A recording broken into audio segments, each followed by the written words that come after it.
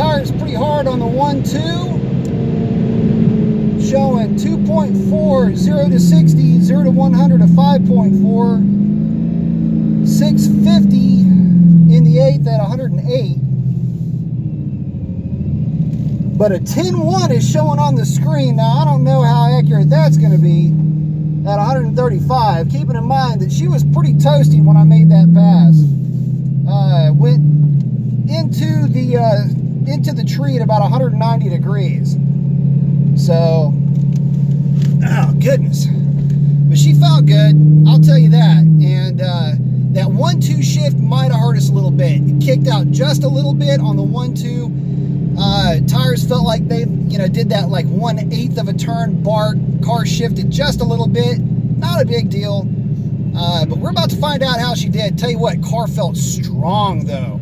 Little Miss Revlon is a heathen.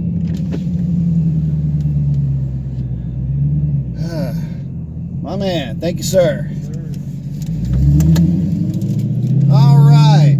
Oh, holy shit! Little Miss Revlon is a nasty girl. Oh, you a dirty girl.